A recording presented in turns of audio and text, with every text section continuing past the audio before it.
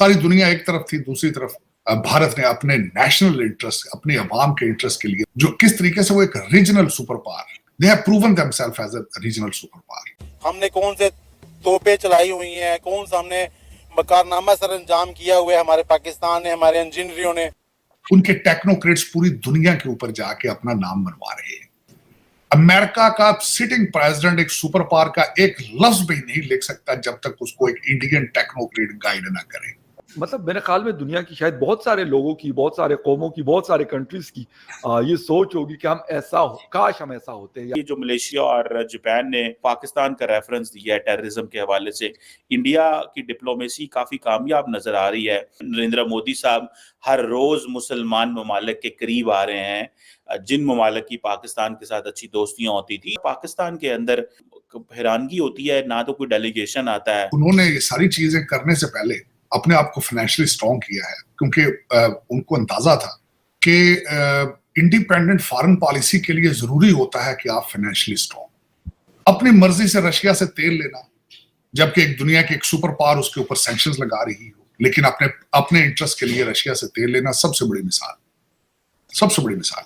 सारी दुनिया एक तरफ थी, दूसरी तरफ भारत ने अपने नेशनल इंटरेस्ट, अपने अवाम के इंटरेस्ट के लिए वहां से तेल लिया, एक बहुत बड़ी। उसके बाद आपने बताया कि जापान के फॉरेन मिनिस्टर और उनके डिफेंस मिनिस्टर्स इन इंडिया, उसके बाद मलेशिया के Anwar Ibrahim is in India, और उसके बाद वहां के जो डिफेंस मिनिस्टर है राजनाथ साहब, he is coming to America. तो वो अपनी फॉरेन पॉलिसी को किस तरीके से बैलेंस कर रहे हैं, जो किस तरीके से वो एक रीजनल सुपर पावर का लफ्ज मैं कहूंगा, बल्कि they have proven themselves as a regional super power. तो वो जिस तरीके से वो अपनी हर चीज बैलेंस कर रहे हैं, लेकिन उसकी सबसे बड़ी वजह ये है कि वो फाइनेंशियली इंडिपेंडेंट है, किसी के ऊपर डिपेंड नहीं कर रहे। दूसरा उनका जो डायस्पोरा है, मैंने उनको डायस्पोरा कहना छोड़ दिया है, टेक्नोक्रेट्स कहता हूं। उनके टेक्नोक्रेट्स पूरी दुनिया के ऊपर जाके अपना नाम बनवा रहे हैं। आप दुनिया का कोई कंट्री देख लें जहां पे इंडियन टेक्नोक्रेट मौजूद नहीं है। आर्टिफिशियल इंटेलिजेंस के ऊपर उनकी मास्टरी या फ्यूचर में आएगी, वो एक नया रंग दिखाएगी, वे भी आपने देखने वाली बात है। अमेरिका का सिटिंग प्रेसिडेंट एक सुपर पावर का एक लफ्ज भी नहीं लिख सकता जब तक उसको एक इंडियन टेक्नोक्रेट गाइड ना करे। तो आप इस चीज से अंदाजा लगा लें कि उनका दुनिया में इन्फ्लुएंस क्या है। कल उन्होंने खैर जो बात की, जिस तरीके से मैंने भी उनकी स्टेटमेंट पढ़ी है कि उन्होंने पाकिस्तान को पे फिर उन्होंने कहा है कि वहां पे अलकायदा, दाइश, आइसिस, लश्कर तैयबा, जैश ए मोहम्मद, सारी एलिगेशंस फिर लगाई हैं। और वाकई ही पिछले 6 महीनों में काफी अटैक कश्मीर वाले साइड से आए हैं। मैं अब सरप्राइज कि उसके ऊपर कुछ ज्यादा रिएक्शन नहीं था भारत की।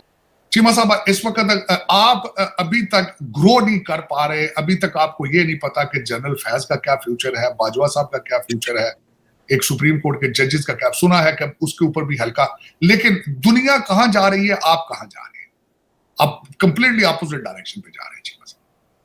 भारत जिस तरीके से, मैं खैर भारत पे पिछले दिनों आपने देखा होगा, फॉक्सकॉन वाले पहुंचे हुए थे भारत के अंदर, वो बिजली अपने प्लांट लगा रहे हैं। जिस तरीके से वो आगे ग्रो कर रहे हैं, और खासकर मोदी साहब का मैंने रिक्वेस्ट की थी, अगर मेरी कौन सा सुनता है, कि 58 मिनट का जो उनको लाल किले से स्पीच दी थी, पाकिस्तानी लोगों को चाहिए था उसको सुनते, अंदाजा लगाने की कोशिश करते कि भारत कहां जा रहा है। उसमें मोदी साहब ने डायरेक्ट इस चीज को कहा था कि हमें लॉ एंड ऑर्डर को इंप्रूव करना होगा ताकि फॉरेन इन्वेस्टमेंट आ सके।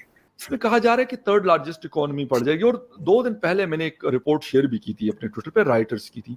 उसमें कहा गया था कि 670 बिलियन US डॉलर से ज्यादा रिजर्व्स जो हैं, यानी जो रिजर्व्स हैं वो बड़े हैं इंडिया के। हर 15 दिन बाद, महीने के बाद हम रिपोर्ट पढ़ते हैं और उसमें इजाफा होता है। मेरे ख्याल में एक बड़ी एक हेल्दी साइन है ये चीज कि नंबर 3rd इकोनॉमी। क्या कहते हैं कि मतलब मेरे ख्याल में दुनिया की शायद बहुत सारे लोगों की, बहुत सारे कौमों की, बहुत सारे कंट्रीज की ये सोच होगी कि हम ऐसा हो, काश हम ऐसा होते या इस तरीके से हो जाते। क्या कह रहे हैं 2027 में, क्योंकि नंबर 4th और नंबर 5th पे तो इस वक्त इकोनॉमी मौजूद है बहरहाल इंडिया की। जी, थैंक यू फकर भाई। देखिए, मैं बार बार कहता हूं कि ये it's a natural course of action India top 10 economy में आना या टॉप 5 इकोनॉमी आना या टॉप 3 इकोनॉमी आना, ये कोर्स ऑफ एक्शन था। दुनिया हमारे घर में आई लूटी इसीलिए कि भाई we had something to offer. देखिए गरीबों को कोई नहीं लूटता, ठीक है ना। तो आप सोने की दो चिड़िया दफा लूट चुके हैं, हाँ जी 2 दफा लूट चुके हैं, एक दफा नहीं। Exactly. तो और जब मैं कह रहा हूँ हमको, तो मैं आपको उसमें इंक्लूड करके बोलता हूँ, मतलब हम लोग। लाजमी बात है, बिल्कुल बिल्कुल। तो 70 साल पुरानी तो नहीं है ना, बहुत पुरानी है। एग्जैक्टली हजारों साल, जी बिल्कुल। सो पॉइंट वही मैं कह रहा था कि अब इसमें आश्चर्य दुनिया को क्यों होता है ये मैं नहीं समझ पाता। ये कोर्स ऑफ एक्शन था जो होना था। इंडिया और चाइना पिछले 2,500 साल से दुनिया की जीडीपी का 55% है भाई। 55% ऑफ व्हाट जीडीपी, जिसमें समटाइम इंडिया 30% और चाइना 25, या समटाइम चाइना 25 और समटाइम चाइना 30 और इंडिया 25, यही होता रहा है। तो आज भी वही होगा, इसमें तो कोई बड़ी अचरज की बात नहीं है। हालांकि अगर आप देखें जो अभी मेरे पास फोर्ब्स की जो लिस्ट है, उसमें इंडिया का जो जीडीपी है वो है आज की डेट में 3,942 बिलियन यूएस डॉलर, यानी 3.9 US trillion, almost 4 trillion, almost four, no doubt about it, almost 4 trillion dollar. Japan जो है वो 4.1 पे खड़ा है, यानी कि हम जापान से मुश्किल से 200-250 बिलियन डॉलर की दूरी पे है, ठीक है ना। और जर्मनी 4,000 यानी 4.5 या 4.6 कह लें, 4.6 ट्रिलियन डॉलर पे जर्मनी खड़ा है, यानी कि जर्मनी से भी हम खाली 600 बिलियन डॉलर पीछे हैं। तो ये 1-2 साल में हो जाना, क्योंकि अगर आप मान लीजिए अभी इंडिया अगर 4 ट्रिलियन डॉलर है और हम अगर 6% से भी ग्रो कर रहे हैं, तो 4 ट्रिलियन डॉलर का 6% कितना हो जाएगा, यानी 10% तो 400 बिलियन हो गया। उसका आप 50% का देंगे तो कितना हो जाएगा, 200-250 बिलियन डॉलर तो हो जाएगा बड़े आराम से।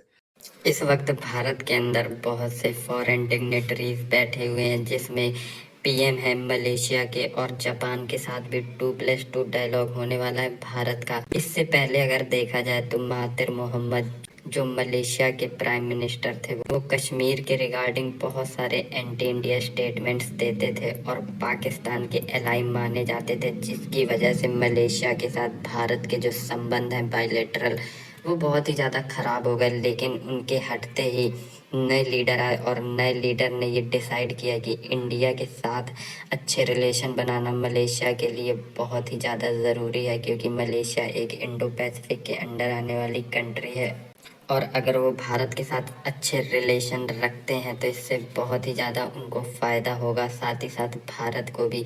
और इस डेवलपमेंट के बाद पाकिस्तानी मीडिया का ऐसा कहना है कि धीरे धीरे करके भारत हर एक मुसलमान ममालिक जो उनके साथ देता था कश्मीर मुद्दे पर और दूसरे कई मुद्दों पर एंटी इंडिया स्टेटमेंट्स देता था, अब वो धीरे धीरे भारत की तरफ जा रहे हैं।